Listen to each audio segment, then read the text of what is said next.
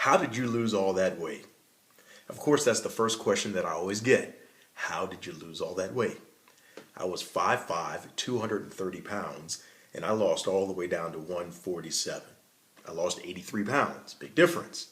First thing that anybody asks me, how did you lose all the weight? And every time I get the question, I dutifully answer the question. I tell them exactly what I did to go from 230 pounds to 147. But then I always remind them that that's the wrong question to be asking. How did I lose the weight? That's the wrong question. To explain, I have to tell you a little story.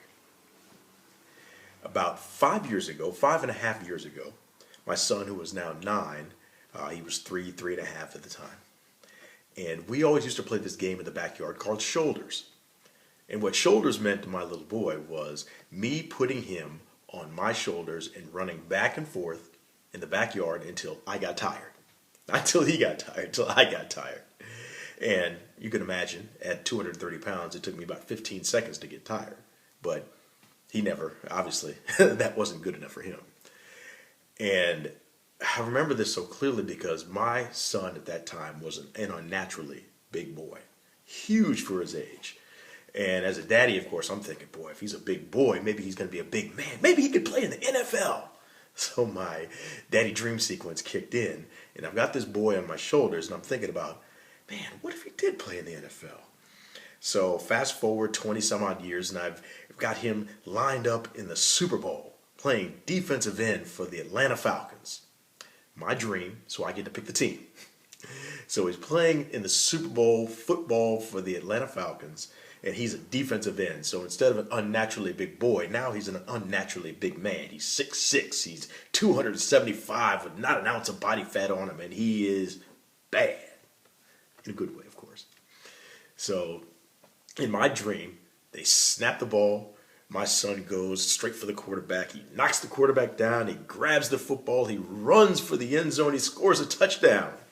And everybody's going chaos. There's chaos around him, but he is not fazed at all. In fact, he just flips the ball to the ref as if nothing happened. But he's just scored the winning touchdown in my mind.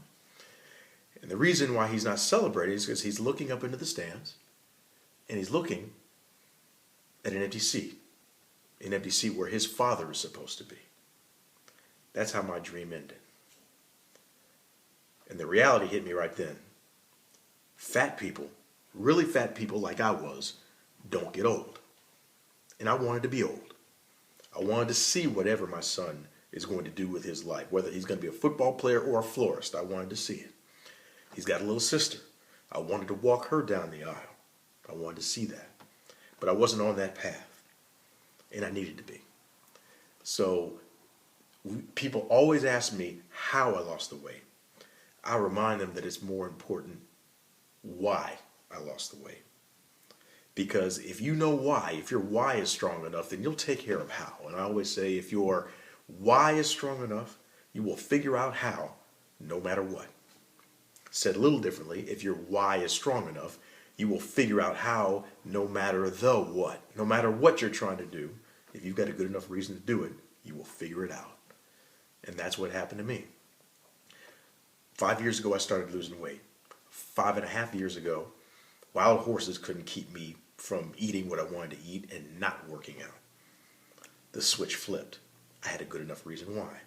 Now, I've got other whys, and I'm going to go through in some other video some of my other whys, some of the other things that keep me motivated on a day-to-day basis, but that is what changed me initially. If you want to make change in your life, you got to know why you're doing it. How becomes irrelevant once you have a good enough reason why.